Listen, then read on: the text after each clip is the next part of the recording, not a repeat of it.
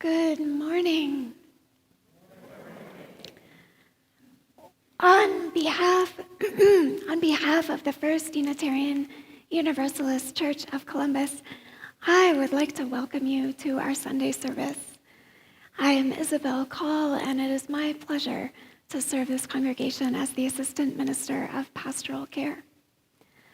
On this beautiful day that we've been given, let's begin our time together by acknowledging the land which holds us. It has been inhabited for thousands of years, and Indigenous people continue to live in central Ohio today. We know some of the names of those who have lived here: the Adena, the Hopewell, the Wyandotte, the Miami, the Seneca, the Cayuga. In 1830, Native peoples were violently removed and pushed to the lands west of the Mississippi River. It's difficult to imagine how to hold this legacy with integrity, but here we are, trying. Held by this beautiful land and holding these difficult truths, may we be grateful, may we be thoughtful, may we be humble. I invite you to rise in body or spirit and join in our opening song, Come, Come, Whoever You Are. If you're at home, feel free to belt it out. If you're here in the worship center, please hum or sing softly, sharing your love but not your breath.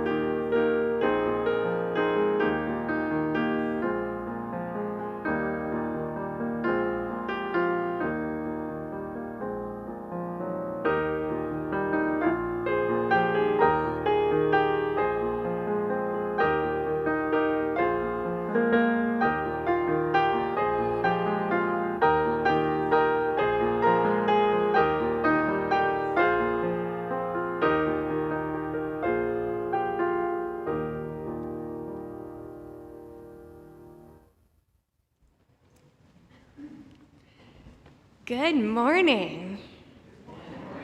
Oh, it is so good to see you here this morning. My name is Kelly McNeil, and I serve as the Director of Congregational Life here at First Unitarian Universalist. It is so exciting to be back here and see all of you gathered again. I want to thank you for your patience as we try to navigate these ever-changing waters, your care for the health and safety of one another, and your commitment to this important life-saving community. If you are visiting with us this morning, welcome. If you are here in the building, I invite you to say hello at the Welcome Center out in the Welcome Hall after the service, and we have a visitor's gift for you there. If you are visiting with us online, welcome to you as well. If you would like to let us know that you are here, please visit our website, firstuucolumbus.org, and click on First Time Visitor in the green box. Now, in order to help us protect one another and limit exposure, you will see this funny-looking box on all of the doors, as well as up here on the welcome slide each Sunday. If you have a smartphone, you can open your camera and hold it up to the box, where you'll see a pop-up on your screen that says Open firstuucolumbus.org. If you click that pop-up, it will take you to a web page where you will find several important things. And if you are online, you can visit firstuucolumbus.org/Sunday to follow along with us. So first, you will see the always important check-in box, which lets us know that you are here. And we are asking everyone to do this whenever you come into the building, so that if we need to do contact tracing, we are able to do so. The second button that you will see is a link to the live stream of this service. So if you find yourself out on a walk or you want to go out into the memorial garden, you can still watch our live stream there. Third, you will see a PDF of our order of service. So we won't be handing out paper orders of service for the foreseeable future, but you can follow along with the service there. The fourth button is a link to fill out a joys and sorrows form. Isabel will invite you a little bit later to fill those out if you are interested. We wanted to maintain the same interactive joys and sorrows structure that we had when we were solely online, even when you're here in person. So whether you're watching online or you are here in person, feel free to let us know what your joy or sorrow is. And finally, you will find a button to contribute to the Share the Plate Fund. We won't be passing the plate, but if you have a check or cash, there is a spot in the back by Dave Richter back there. There you can leave your donation after the service. You can also find Dave after the service, and he has this fun new device, new to us today, which you can actually use your credit card while you are here. So if you don't want to do that online, we can scan the credit card back there. Now, I know that was a ton of information, and if you have any questions at all, please do not hesitate to ask. We have friendly volunteers all throughout the building. Dave and Jeff are in the back. If you'll wave, they are our friendly ushers here this morning, so you can find one of them if you have a question about any of that. Thank you all for being here. We are so glad to see you.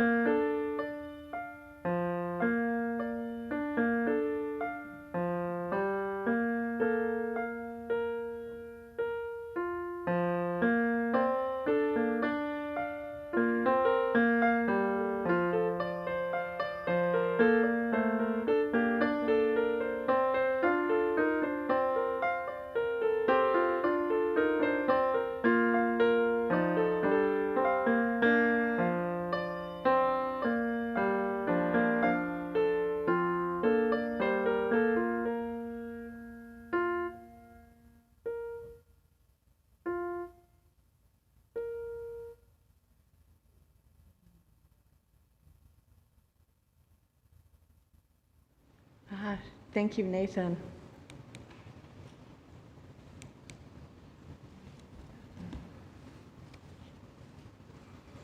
How to juggle glasses and microphone and mask. Ooh, still quite foggy, so I will do this part without seeing. After Kelly's announcement with so many new ways of being together, Nathan's prelude of just simple notes was a true gift. Thank you, Nathan, and thank you, Kelly. Inspiration. Yes, thank you. It is so good to see you. 35, actually more than that, several years ago, the original water communion service was in Lansing, Michigan, not far from here. I know all you OSU fans would say, Michigan, oh no. But yes, water communion was started in Michigan. It was started by a women's group, and they called their first service, Coming Home Like Rivers to the Sea. I feel like this morning we are coming home, whether it's live stream and we're trying something new, or in person, we are gathered together. Building on this tradition with our annual water communion here at First UU, we invite everyone to participate and help us in new and creative ways. We also hope that this church, if it isn't already, will become a spiritual home for you. If you are joining us online, I invite you to bring your chalice nearby so we can light our chalice together. Our chalice lighting words this morning are from Inuit shaman Unavik. The great sea has set me in motion, set me adrift, moving me like a weed in a river. The sky and the strong wind have moved the spirit inside me till I am carried away, trembling with joy.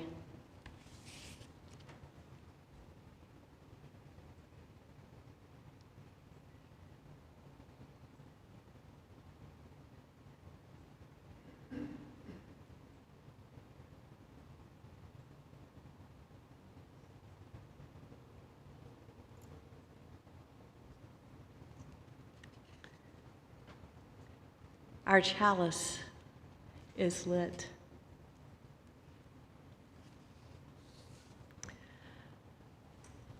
On this Water Communion Sunday, we recognize the people of all faiths and of none have since the beginning of time gathered at the water's edge.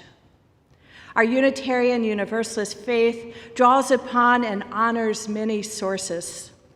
Please join me in singing a traditional Christian song of gathering, number 1046 in your teal hymn book, Shall We Gather at the River. You can rise if you would like and sing softly. If you are in present and again at home, sing out loud to your heart's content. Shall we gather at the river?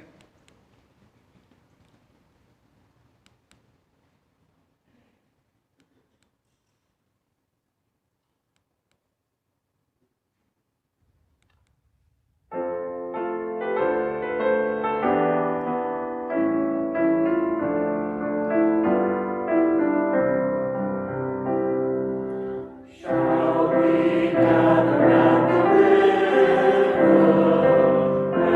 where I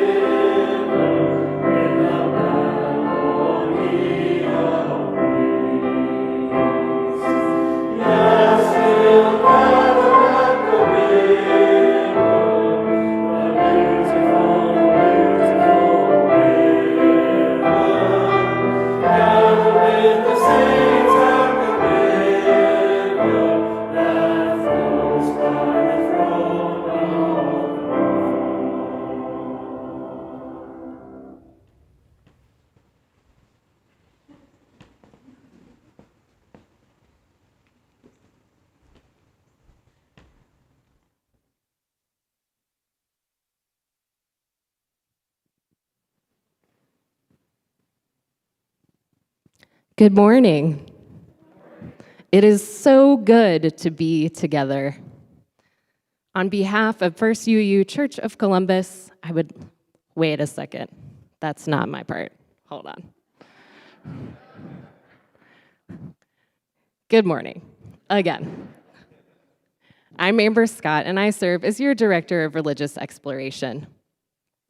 Today, we are also hosting a family worship outside on the SYC playground. After the story, if you would like to join this outdoor experience, you can follow me out the front door and around the side of the building to the playground. Because of the pandemic, we ask that children under age 12 be accompanied by a parent or caregiver at all times. Thank you for your help keeping this community safe. I see that there are a lot of people gathered in the sanctuary today who are young at heart. For our story this morning, I invite you to remain in your seats, but for those of you watching at home, feel free to come closer to your screen so that you can see the pictures. Today's story is called Swimmy by Leo Leone. A happy school of little fish lived in a corner of the sea somewhere. They were all red. Only one of them was as black as a mussel shell. He swam faster than all his siblings. His name was Swimmy. One bad day, a tuna fish, swift and fierce and very hungry, came darting through the waves. In one gulp, he swallowed all the little red fish.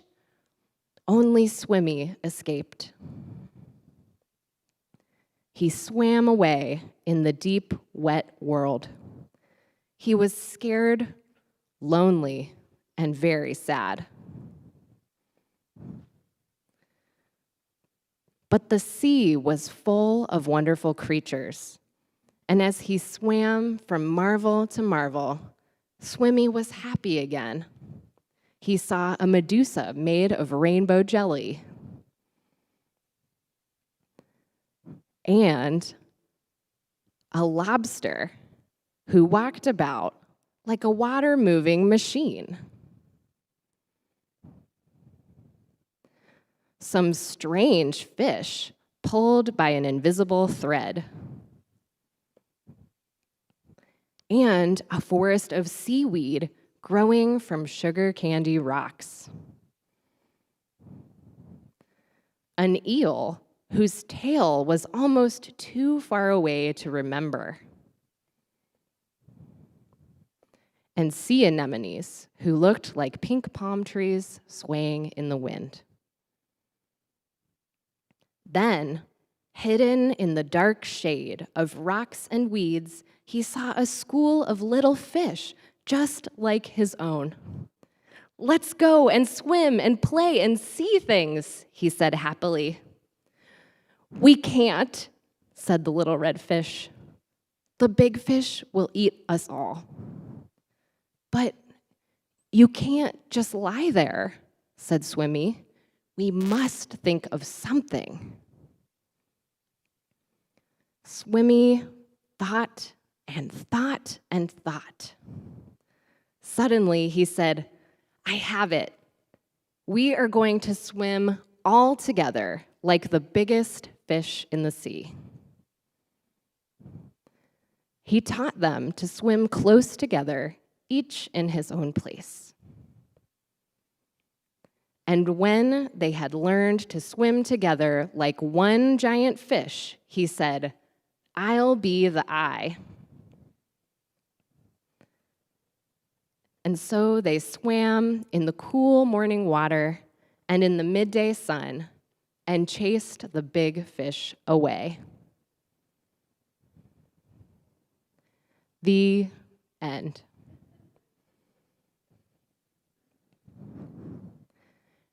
In this story, Swimmy's life changes in a big way when he loses all the fish who were near and dear to him. At first, he feels sad, but even in his grief, he can see that the world is still beautiful. Finally, an opportunity for new friends and new life comes along. But the other fish feel afraid. They can't imagine how their lives could possibly be different. But together, they find inspiration and make the most of things through ingenuity, teamwork, and collaboration. It takes all of us to make the most of what we have. We are coming back together strong.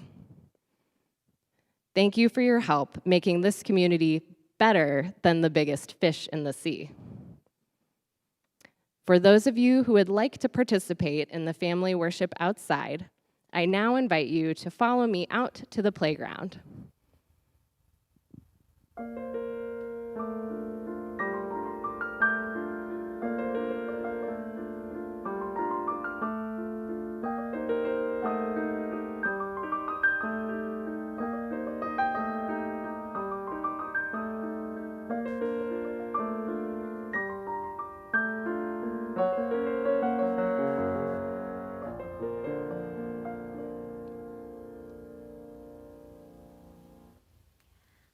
Like Swimmy, many of us have found that the world is still beautiful even when bad things happen. Even when we're scared, lonely, and sad, we are surrounded by wonderful creatures. Marveling in each other's beauty and resilience can give us the inspiration and courage to swim more boldly. Our Caring Ministries program is here to help you do that. If you have something heavy on your heart, this is a place you can set it down, or you can ask somebody to help you carry it. One way to do this is by sharing a joy or sorrow to be included in the caring meditation later. To do this, fill out the Joys and Sorrows form by scanning the QR code or by visiting firstuucolumbus.org/Sunday. You can submit Joys and Sorrows on Sunday mornings or any time throughout the week. If we receive them in the next few minutes, we'll read them aloud later. We also have several pastoral listeners here this morning. You can spot them by the purple scarf they're wearing, and they'll join me later for our caring meditation. If you're here in person and the online form is too much hassle, consider sticking around after the service and sharing your joy or sorrow with one of the pastoral listeners. If you want, we'll make sure it gets in the service next week, or we'll simply sit and listen confidentially. Other members of our pastoral team read the joys and sorrows you submit throughout the week and are available to call you for support. Now is the time to fill out the joys and sorrows form if you like, or simply rest, knowing we are here together, each in our own way.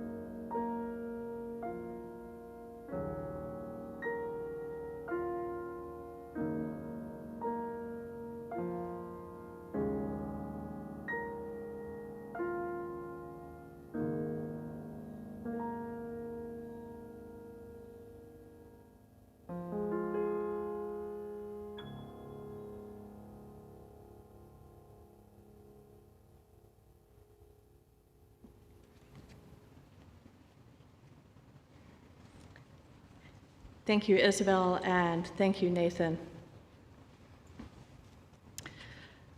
Our centering words this morning are helping to build this concept of our monthly theme of engaging possibility.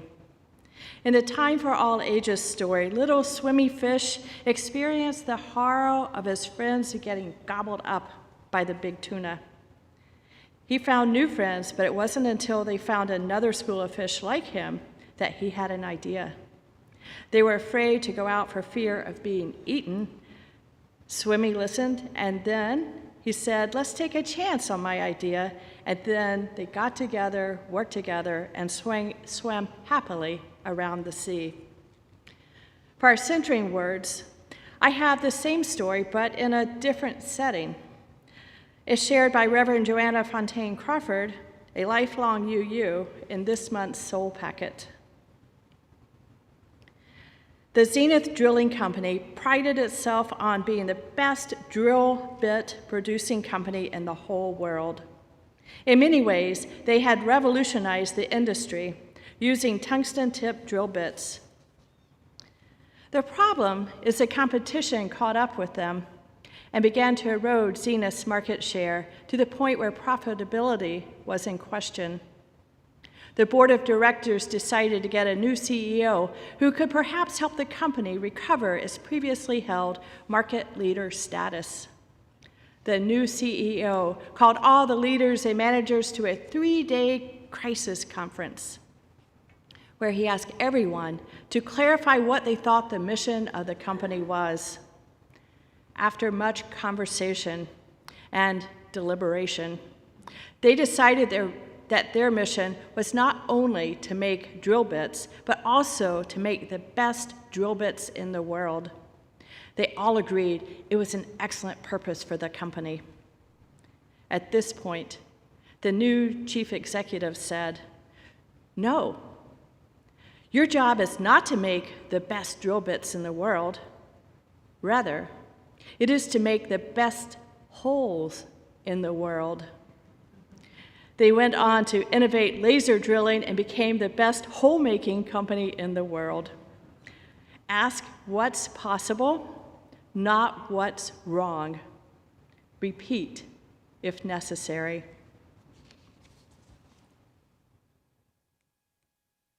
And now I invite you to listen as our choir sings. This was recorded earlier, and I hope you enjoy it.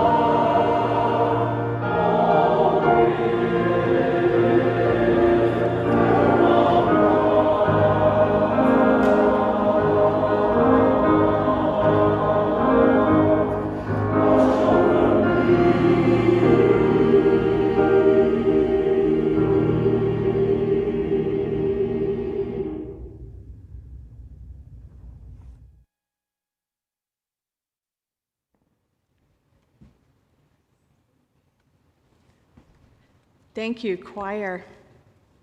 I can't wait to be in person, but in the meantime, I'm glad we can enjoy a fully vaccinated, masked, and socially distanced crowd or choir that was alone in the building for the recording. Thank you. Your music is a real gift. My reading this morning is from a wonderful book. It's Nation's Quiet Courage. It's from Quietly Courageous by Gil Rendell. The subtitle is Leading the Church in a Changing World. He has a lot to say about that. He starts off with this story. Nahshon, the son of Amminadab, was the prince of the tribe of Judah and was with Moses and the fleeing Israelites during the escape from Egypt that led them to the banks of the Red Sea. This is a heady story of the Exodus, when the captive Israelites, as the chosen people of God, were freed from slavery by Moses, who challenged Pharaoh and led the people into the wilderness. The Hebrew Midrash provides detail that isn't in the Hebrew biblical text, detail that leads to rabbinic explanations and wonderful storytelling. Lawrence Kushner describes the Midrash as the stories and reflections of the rabbi scholars that rest before and after, above and below the biblical text. Where the stories in the biblical text were a bit sparse, the rabbi scholars filled the empty spaces with challenging ideas and tantalizing stories. In this case, the story from the Midrash about Exodus from Egypt tells that when the Israelites got to the shore of the Red Sea, the waters lay before them unparted, and there was much anxiety. To lead the people into the water would be to drown, but to wait without action would be to give themselves to capture and punishment of the Egyptians. They were trapped. Someone needed to be the first to go into the water to test the promise of God for deliverance. The Midrash tells that the leaders of the tribes of Israel gathered at the water's edge. They sat down and they argued with one another about who would go into the water first. Rendell says that he has often joked that he's been to that church meeting so many times himself. Action was needed, but the leaders did what they knew how to do, and they had a committee meeting instead. It would never happen here, right? Apparently, no decision was forthcoming, and anxiety and fear grew and grew. Waiting for a decision no longer, Nahshon simply remembered where they were and the promise that brought them there. So he stood up and began to walk in the water. As the story is told, he walked into the water up to his ankles, and the water did not part. He walked into the water up to his waist, and the water did not part. Up to his shoulders, up to his chin, and the water still did not part. He continued. As he took the step that would have put his nose underwater, the waters did part. It is fitting that his name in Hebrew means stormy sea waters. Thus ends our reading.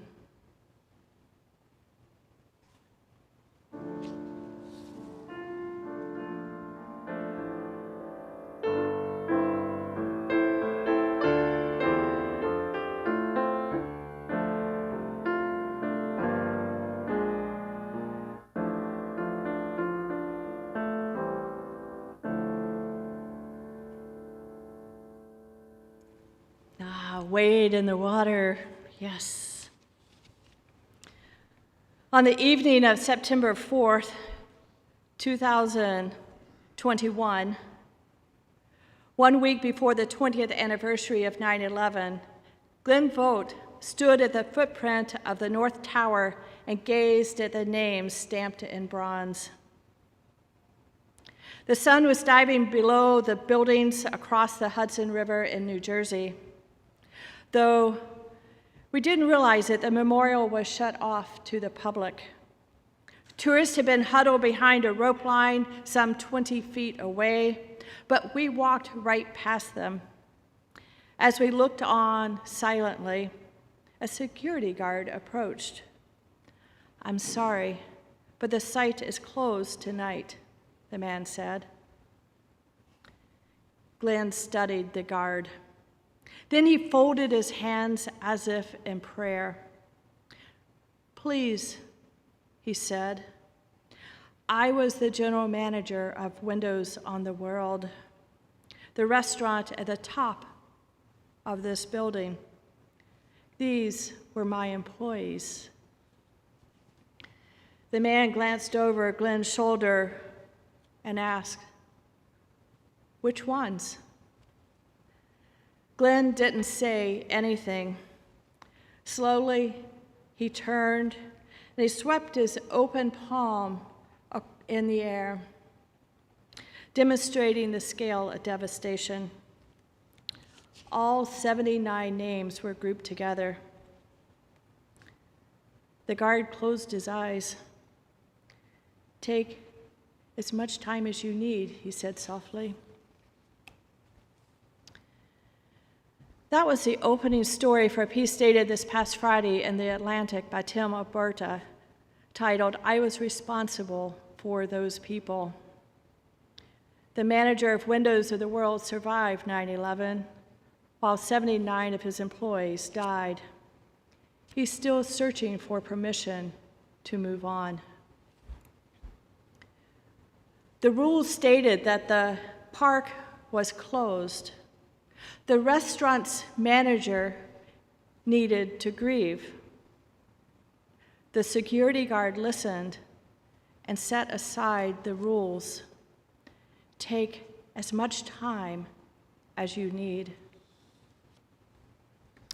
Yesterday, at a 9/11 remembrance ceremony in Pennsylvania, Gordon Felt, who lost his brother on the flight that crashed into the field in Shanksville, Pennsylvania, asked, "Do we as individuals, communities, and a country conduct ourselves in a manner that would make those that sacrificed so much and fought so hard, would it make them proud of how and who we have become?"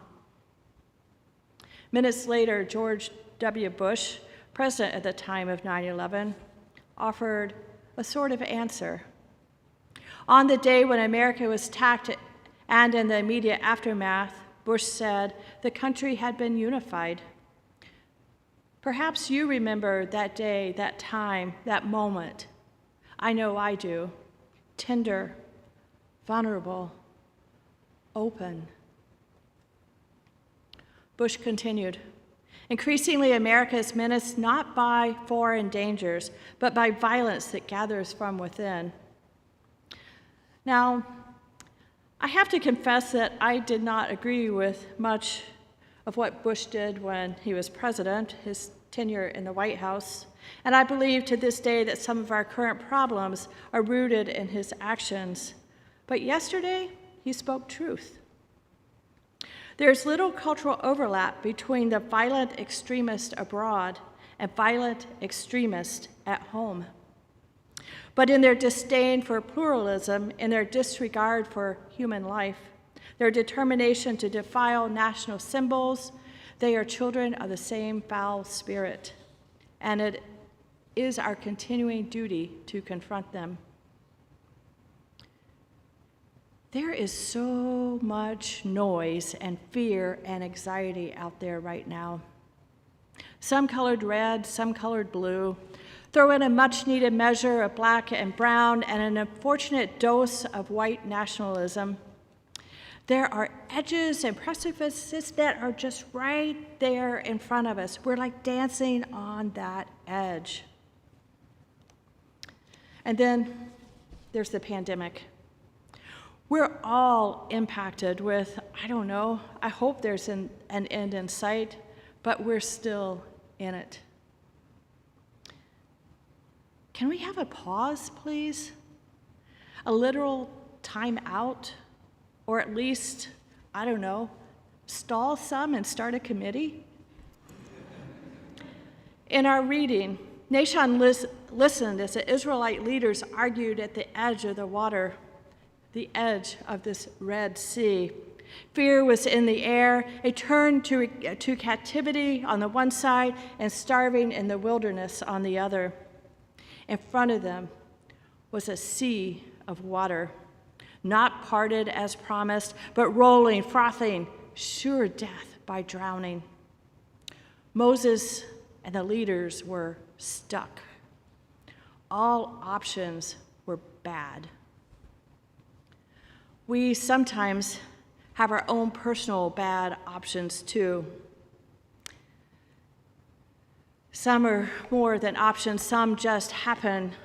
But I'm thinking of depression, addiction, loneliness, burnout, fear, anxiety, worry, pandemic. In her talk about embracing the unknown, American Tibetan Buddhist nun Pema Chodron asked the perfect question. The perfect question for Moses at the water's edge, the perfect question for the 9/11 restaurant owner still seeking how to move on, the perfect question for our country seething with foul spirit or terrorism, and it's the perfect question for us. Chodron asked, how do we get out of this hell? How do we get out of this hell? Do we find a diving board and just jump off? Do we leap ahead or do we go backwards? Do we long for a sense of nostalgia to go back to what is comfortable?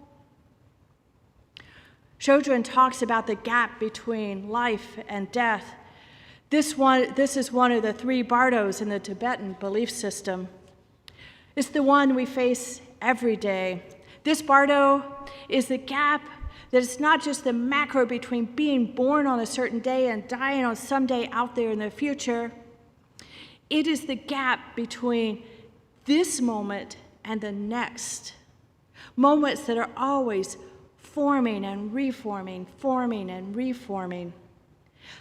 That's where Chodron says we have the possibility to get out of the hell we find ourselves in, the hard places, the stuckness.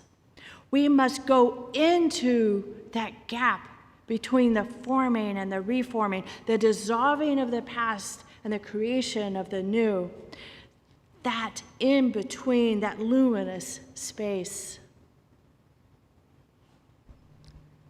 Out here on the patio, a few Saturdays ago at our first Unitarian Universalist Church of Columbus board retreat, we had an awesome retreat. Thank you, Board Chair Don Jones, for leading that. But at the beginning, Don asked us all a question. It's kind of an icebreaker question to get us going. He asked, if you could choose a superpower, what would it be? The answers varied, and you'll have to ask the various board members for their responses. But my answer was that I would like the superpower to pause, to hit the pause button.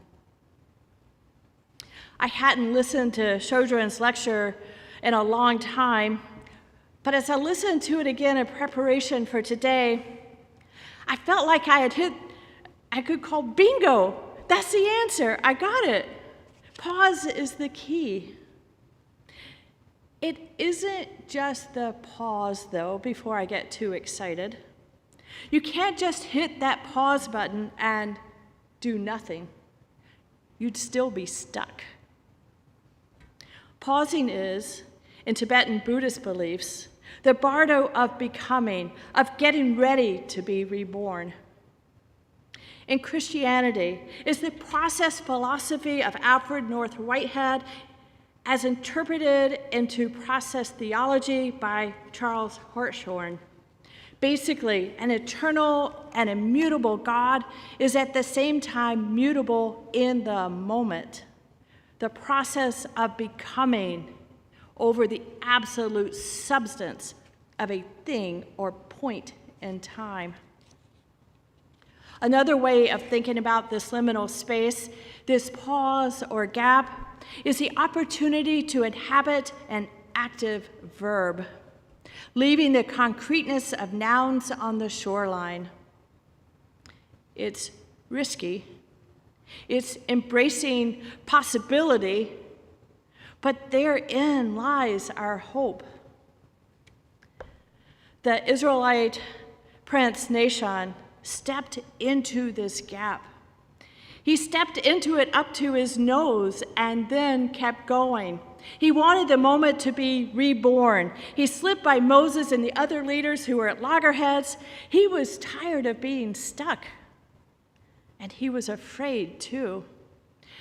Nahshon wasn't willing to go back to be a captive or to go that way and get lost in the wilderness. He didn't want to drown either, but he took the risk of believing the promise that the waters would part. He stepped in, but it wasn't until that very last step that he was fully committed when the next steps put his nose underwater. That's when the waters parted. Call it being reborn, call it process theology, call it Bardo. Shoden might say it's how the Israelites got out of hell. I don't know how the 9/11 restaurant owner will find his way to move on. I don't know how we will find our way as a country. I don't know how life will be like on the other side of this pandemic. What I do know is that in this moment, this immediate space between the dissolving of the moment that just was and the reforming edge of that next moment, the moment about to be, there is an opportunity in that gap. Hatred, jealousy, angst, we choose whether or not to carry these foul spirits forward. And this gap, this moment in between, this space, that is where we can make change happen. But I have to tell you, if it was that easy, we would have fixed all of our problems long, long ago. We'd be living in that world that we dream of. But alas, I believe we are still practicing. I know I am. In the meditation manual, Shelter in This Place, Emily Wright Magoon translates this idea of gap as being on a threshold or portal. She reflects on the pandemic as being a portal. She writes that psychologists call this the doorway effect. Walking through open doors, crossing a threshold, resets the memory to make room for the creation of a new episode. We are currently passing through many doorways. Unless we make way for something new, unless we allow ourselves to be reoriented, no real change happens. We might just find the remote and go back to the TV show. This day, 20 years plus one from 9/11, when we do the pandemic version of ingathering and water communion, we are at a portal, a gap, a doorway, a moment of dissolving and reforming. What will we leave behind? What will we create? How will this play out in your life, in our life together? Are we willing to grow in person and in community? Are we willing to grow into the values that call us forward? Pause. Go into the bardo. Go into the gap. It is the only way through. Blessed be, and amen.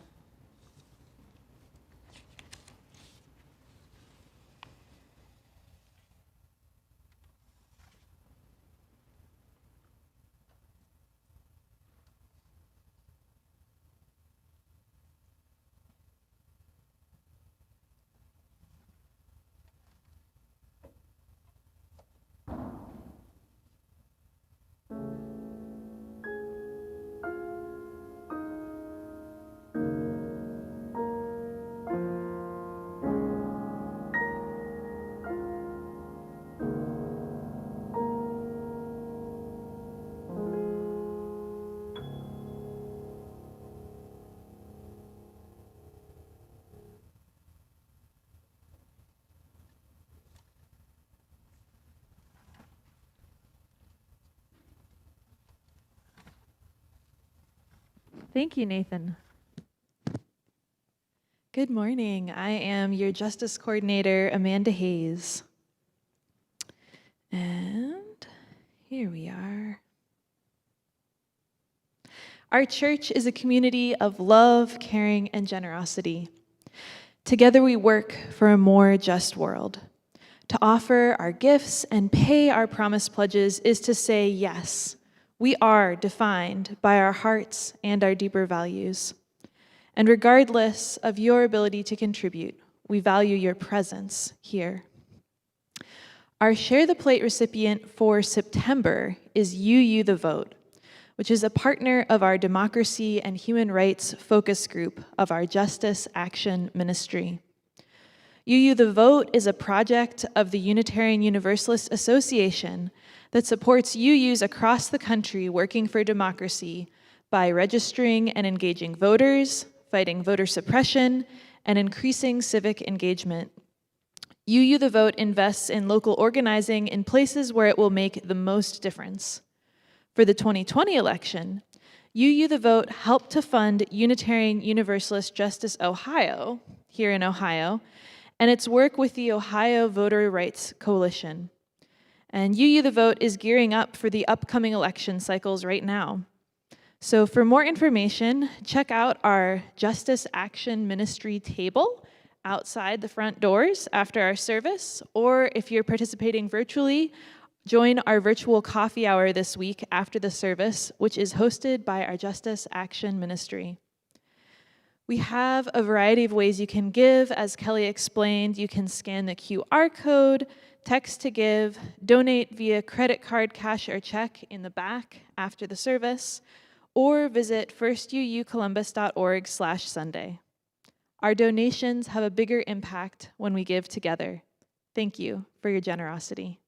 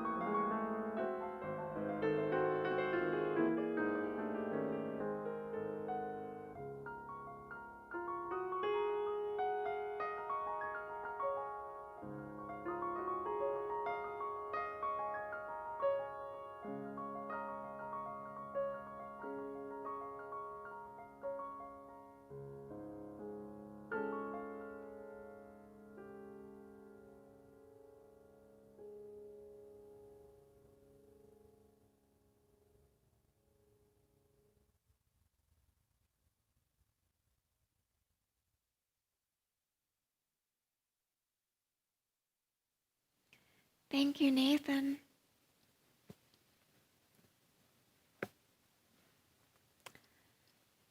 I invite the pastoral listeners to join me for the caring meditation.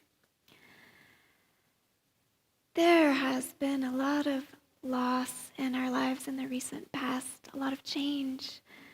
Today, the invitation is to feel and, if possible, accept, if possible, trust. Today, let's consider that we are water, made of water, moving through lives we shape but can't control, unable to cling for long to the passing shoreline of moment after moment after moment. And then sometimes we are caught up, collected, held, poured into a clear glass jar, allowed to pause, the sediment dropping down to reveal our clarity. Let this be one of those pauses. May we rest. May we let the light pour through us.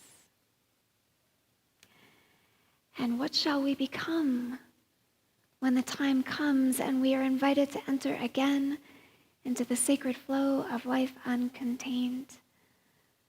The truth is, we will always be what we always are, water. And all water is one water.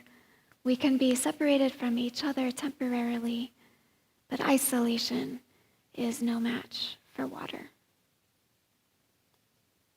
Let us be like the river flowing unceasingly.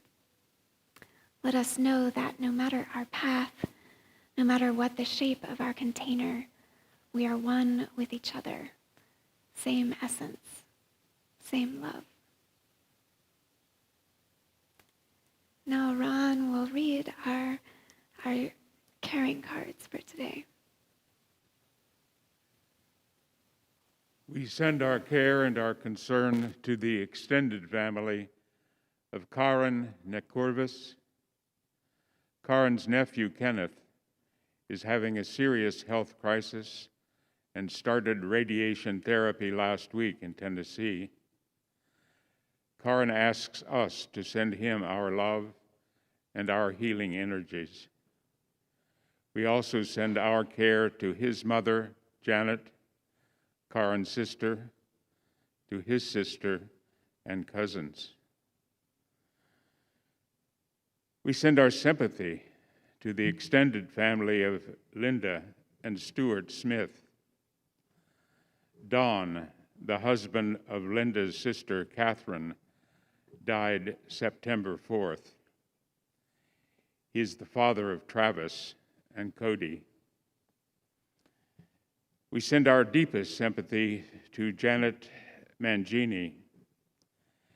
Janet's husband, Mark, experienced a heart attack Wednesday evening. He died unexpectedly, but peacefully Thursday night.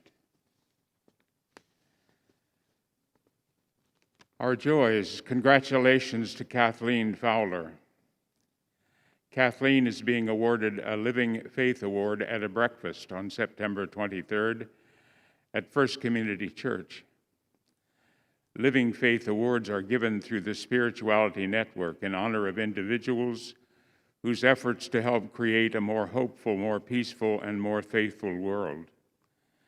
She is being given this award for her work since the pandemic began, connecting individuals in the Women to Women's Ministry program by holding anti-racism book discussions. Our congratulations to Joan Van Beesler. Reverend Joan, the executive director of UU Justice Ohio, is being awarded a Living Faith Award, specifically the Alvin Hadley Social Justice Award. Congratulations to Paula and Bill Egbert, who recently celebrated their 50th wedding anniversary. They were married on September 4th, 1971. Congratulations to Rennie and Dave Richter, celebrating their 57th wedding anniversary today. Jane and I rejoice in having celebrated our 59th in late August. Thank you, Ron. And these are the sorrows and joys that were submitted by you all this morning. A sorrow from Laura, Dennis, and Denaya. Our long-time next-door neighbor, Victor, died recently. He was 97 years old, a World War II veteran, and sort of another grandfather to Denaya. We all loved him.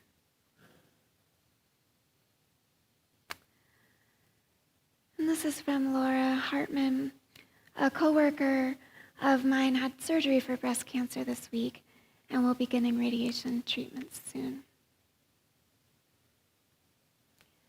Deb McGuire shares that her 26-year-old nephew, Aaron, has died of COVID. He was unvaccinated and leaves behind his wife and 1-year-old son. Thinking of them.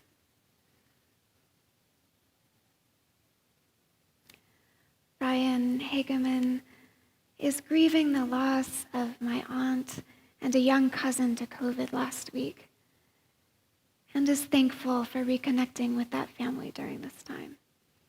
Thinking of you, Brian. And Carrie Ann Wolf shares, my father will be entering hospice care this week. Oh, Carrie Ann, thinking of you. With joy, we're sharing with Patrick, who will be turning 9 years old this week. Emily shares that her 8-month-old daughter just started saying mama for the first time this week. And the Smith family is joyful and thankful for all the talent and resources that made this new live stream experience possible. May we hold these joys and sorrows and those yet unspoken gently in our hearts. And when the time comes, let them flow along. As I ring our temple bell, I invite you into a brief time of silence. Use this time to reflect, imagine, pray, or simply be. And I will ring the bell a second time as we continue our service.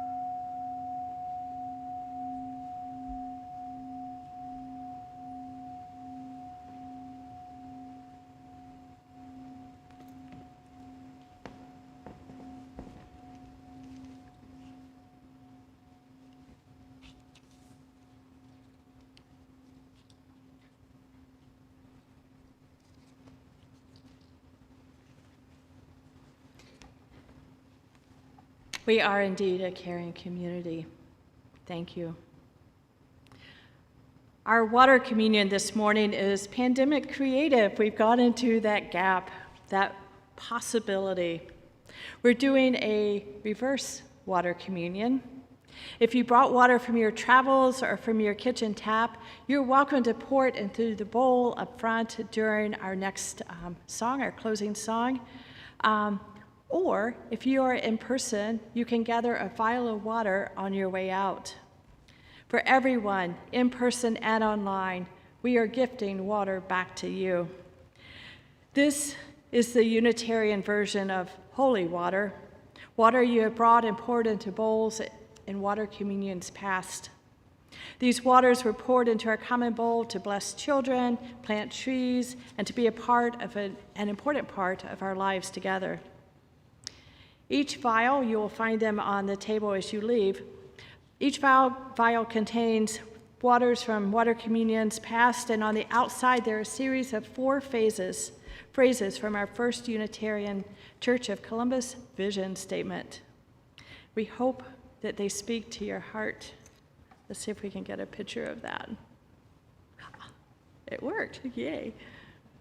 The small vials of water are perfect for your home altar or special place to remind you of our interconnections, our responsibility to love and care for each other and to the world around us. This is our gift to you and to each other. On your way outside, you may pick it up or pour it in our bowl up front if you brought water. We will use it in water communions forward. May the blessings of generations of water of us continue. And now I recognize that no water communion would be complete ever without singing our favorite song, Blue Boat Home. So here's your chance to sing.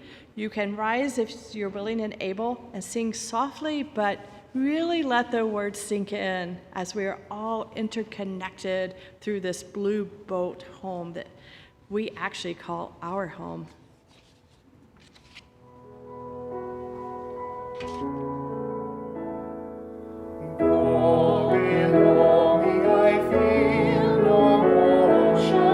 Standing on these mountains and plains, far away from the rolling ocean, still my tried and heart can say, I've been sailing all my life now, never harbor or port have I known, the wide universe is the ocean I travel, and the earth is my blue boat home.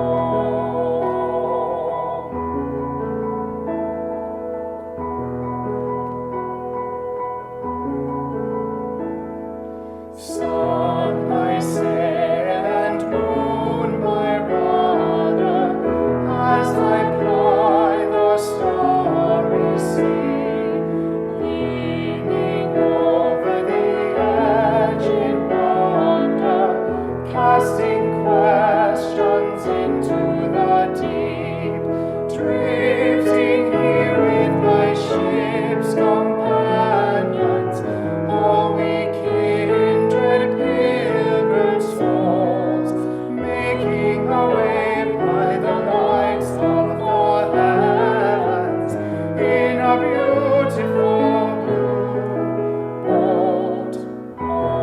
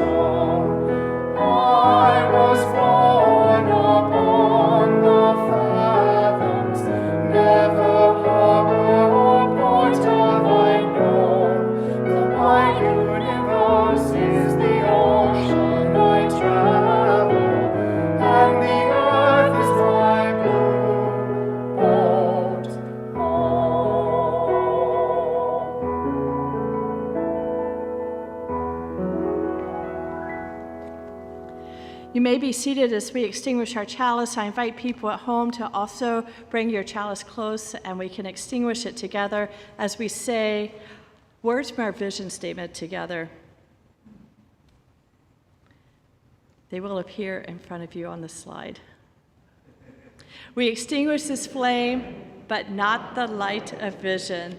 As we go forth, let us heal and transform ourselves and our world through reason and love.